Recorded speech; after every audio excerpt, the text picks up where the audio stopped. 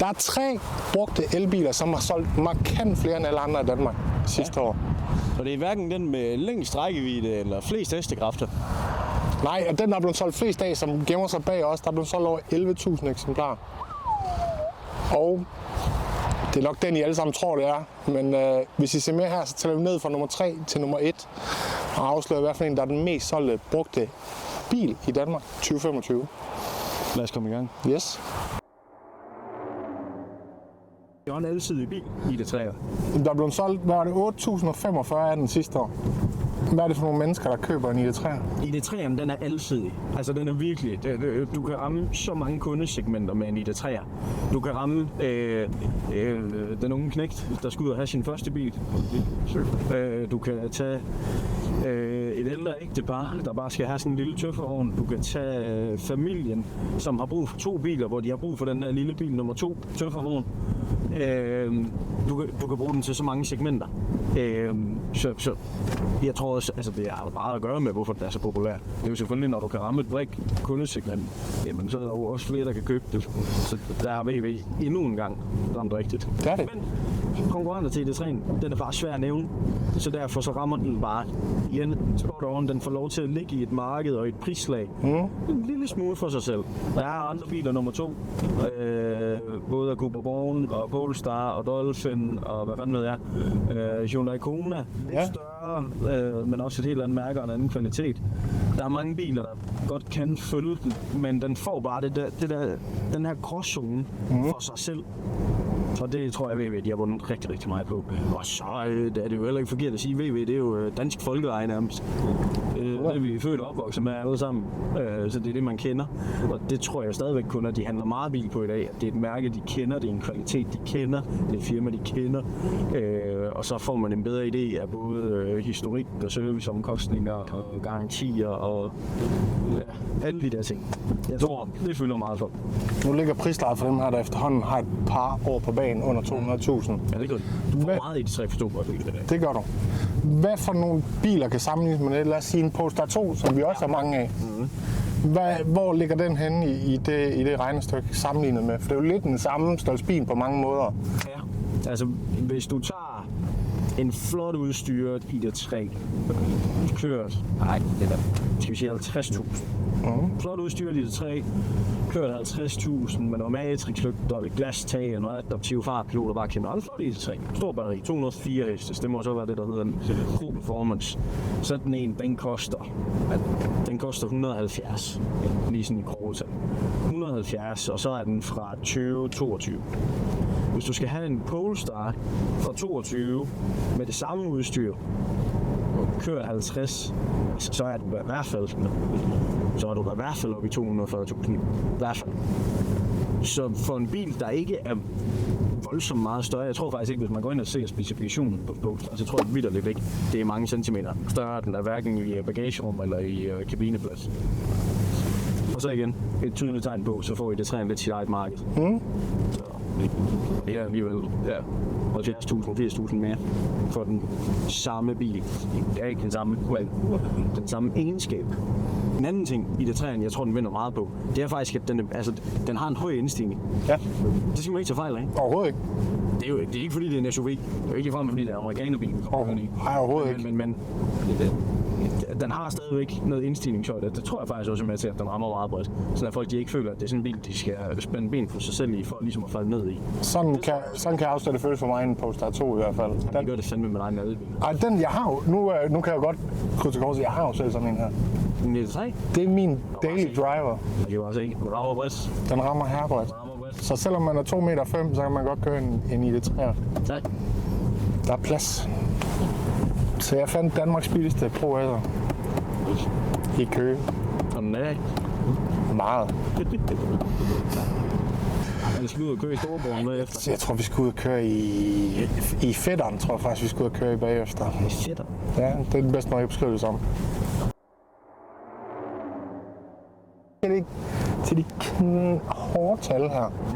9.644 solgte eljakker. Brugte eljakker i Danmark sidste år, 2025. Hvor herrens år? 2025. Men hvis vi snakker eljakke i helhed, ja, så er den fandme blevet pumpet ud til den danske befolkning. Og lillebroren til Enyaq, Kellerup, har også fået lov til at sætte sit præg i 2025, og får helt sikkert lov til det, også i 26. Og jeg kan godt forstå det. Personligt, jeg kan godt lide Enyaq. Jeg synes, den er fed. Enyaq er kontra det, vi skal ud og køre i bagefter. Ja. Så nok bedst lide Enyaq. Ja. Men det kan jeg kun, fordi at Skoda har fået slynget sig selv gevaldigt rundt i deres design og har lavet en bil, der faktisk er lidt fræk at kigge på. Altså hvis du nu tænker tilbage på den gamle Octavia. Ja. Altså det er noget af det mest sjæleløse køretøj, der findes. Og ved du hvad, det er fantastisk, du siger det. Og det er Skoda Superb, Octavia, Fabia. Det var så kedeligt at kigge på. Og så lige pludselig så kommer Skoda og viser, at de kan lave en Enyaq. En elbil, der fungerer. Med opdateringer, der fungerer. Med batteri, der fungerer. Der står til en god pris. Og så et design, hvor man sådan sidder og tænker, okay, det er faktisk en fræk bil at kigge på. Altså hvis man lige pifter, jeg ved ikke. Men... Jeg er med på, hvad du siger, men jeg vil så sige en anden ting, som man lægger mærke til, i hvert fald fra min position her bag rattet. Det er over en bil, der føles bundsolid. Ja. Altså, den kører fremragende. Byggekvaliteten, den er fantastisk. Det er den nemlig. Der er ikke noget, der raster, eller hopper, eller danser, eller føles sådan. Nej. Ja. Og det vil sige, det er det, der har reddet Skoda. Helt vildt. Helt vildt. 110%. Det er deres Enyaq. Den har reddet virkelig meget. Det er en fed familiebil, med en masse fede features. Og de har lavet en Skoda. Jeg har lyst til at sige, at de har gjort en Skoda populær. De har gjort en Skoda moderne. Jamen faktisk... Jeg har sådan en følelse af, at folk, der købte Skoda før en Octavia eller sådan noget. Ja. Altså, det var fucking nære mennesker. Og altså, det var skolelærer, det var ingeniører. Altså, og det skulle virkelig bare... Kommunikationsfolk i hjemmeværnet. Ja. Altså, det er der vi er ikke. Ja, det er vi. Og det skulle bare være så praktisk, som noget det overhovedet kunne være. Der må ikke være noget, der var fedt. Der må ikke være noget, der var rart. Det skulle være billigt. Og så skulle det bare være som jeg ved ikke hvad. Jo, som en skole. Ja, som en skole. Ja. Jeg er med. Jeg er med, hvad du siger. Så, men der er de begyndt at ramme bredt. Altså, jeg synes jo, de har formået med deres skifte til elbiler at hæve Skoda sådan status som bil i mine øjne. Ja, lige præcis. Det blev højnet. Jeg vil sige, at den her og den næste bil på listen, som vi afslører lige om lidt, at de ligger, hvad siger, at Enyaq'en, den ligger her år efter år, som bare danskernes, altså... En dansker darling. Det er et godt ord, en dansker darling, ja. Hvorfor, hvad er det siger om brugtbilsmarkedet, at den ligger der bare år efter år? Hvad vil danskerne have? Værdi for pengene. Værdi for pengene. De vil have sikkerhed, de vil have tryghed, og de kan lide det, de kender. Nu kan folk så godt regne ud, hvad vi skal ud og køre i. Tror du det? Ja. Tror du det? Altså, nu har vi lige været ude og køre i den, der sådan har revolutioneret sig selv designmæssigt og brainmæssigt. Ja. Og nu skal vi tilbage til at køre rugbrød. Nu skal vi tilbage til at køre rugbrød. Ja, det skal vi. Det er jo det, I salgspitten, så at sige, kalder en rugbrødsvare. Altså en ægte, det er jo også lidt. Men det er den næste edderdurkvare. Ja, det er den ultimative. Det er den ultimative leverpostej. Det er sådan, det er stryns. Det er stryns. Det er stryns på en, hvad den hedder, sådan en skovmandsrugbrød. 11.098 i de 4 er der solgt i 2025. Det er vildt. Det er vildt, som man siger, op på fældet. Enyaq, de fik lige lov til at lægge nummer 2. Ja, det gjorde vi. Tror jeg virkelig, at det er. VV, det er jo... Det er noget, vi ved, hvad er. Ja. Ikke også? Det skal ikke bøvle med. Vi skal ikke have det der fremme noget. Nej. Så jeg synes, det fremme noget, det kan godt være lidt sjovt. Nu er det jo afsløret, hvem der er den mest solgte brugtvogn i Danmark i 2025. Som du kalder det, en dansker darling og på bilsælgersprog en rugbrødsvare. Det er den, der tjener penge. Den, der skrev noget i kassen. Ja, dem har vi skubbet. Helt vildt. Helt vildt. Det er virkelig. Men jeg forstår det. Ja, jeg skulle til at spørge, hvad er det ved den, der gør, at det er... Det er det samme med indjakken. Altså det er det der med, det er noget du kender, sikkerhed, værdi for pengene, og det er meget den der værdi for pengene, der virkelig sparker igennem. Mere på ID4'eren, end det er på indjakken. Indjakken, den er dyrere. Ja. Og det er jo sådan lidt kontroversielt, fordi man har altid haft det sådan, at når du har haft den der VAG-gruppe, så har det sådan lidt været Skoda, det skulle være den billige, og så var der lidt for de unge, det hed Seat.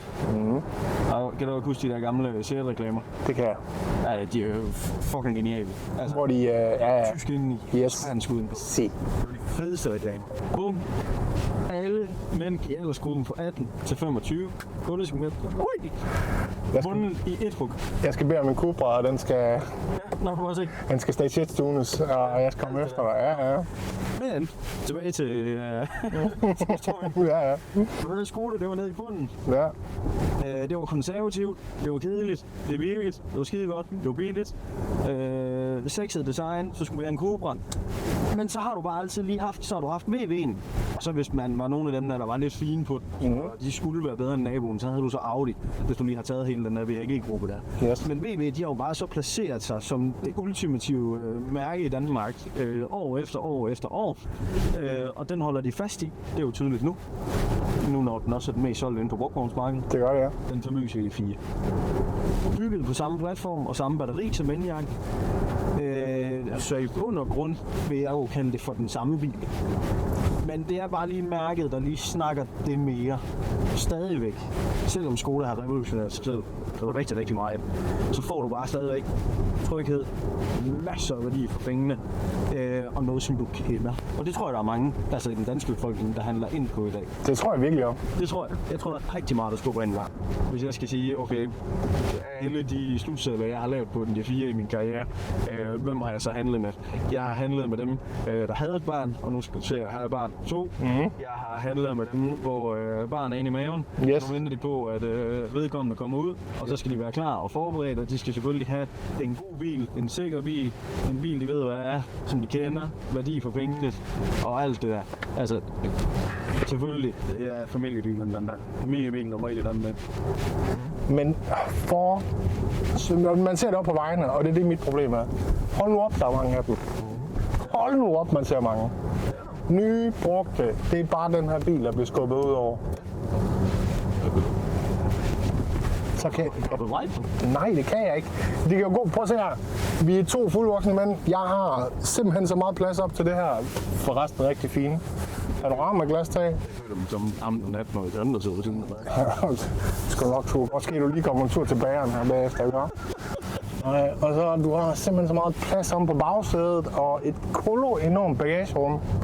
Det eneste, der ikke er i dem her, det er en frunk. Ja. Og det gad jeg godt. Jeg synes, ID4, de har tabt på designet. Jeg er enig. Jeg synes, vi er alligevel ude at køre i indjakken. Jeg er helt enig. Nej, jeg synes, den er Altså, den er lækker nok, men jeg er helt enig med dig. Nu kommer vi lige fra indjakken. Og det her, det er en topudstyret GTX'er, der har det hele. Så virkelig, altså creme eller creme inden for ID4-verdenen. Hvis du nu sammenligner med den almindelige, altså ID4, det er jo det samme som nu er det siddet anderledes. Ja, og så er der lidt her. Ja. Men det, der irriterer mig grænseløst, og det værste er kineserne, de gør det. Ja. Noget imod kinesiske biler, ikke dem alle sammen i hvert fald. Nej. Men en lille ting, hvis du tager sådan noget som displayet her, Ja.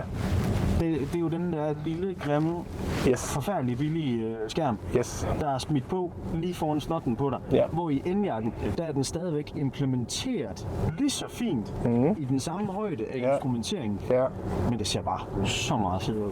Ja, fordi det er bygget ind i en lille bue rundt om, og også det her. Det giver mig en følelse. Noget der også, altså fordi på alle mulige måder, faktisk selv i det træerne ude at køre i, det er jo samme platform, man bygger på. Det er meget de samme biler, alle 3. Og det siger også lidt om danskerne. Det er jo 3 i bund og grund ens biler. Jeg holder fast til det igen. Der skal bare ikke ske nogen, der er ikke nogen stik i javer der. Du må ikke lade noget vildt her. Men igen, BB, de følger med. Folk, de kan lide det. Derfor er det her Danmarks mest solgte brugt bil. Tallene, de taler for sig selv. Det er det her, danskerne vil have. 100%. Og vi bliver ved med at have dem på lager. Så når du nu skal have en større bil, så er den af ID3, så er det Så kommer jeg rendende ind på dit kontor og banker på og siger, Jeg vil gerne have en Porsche Taycan. Men det her var godt. Nej, det er ordentligt. Det er noteret.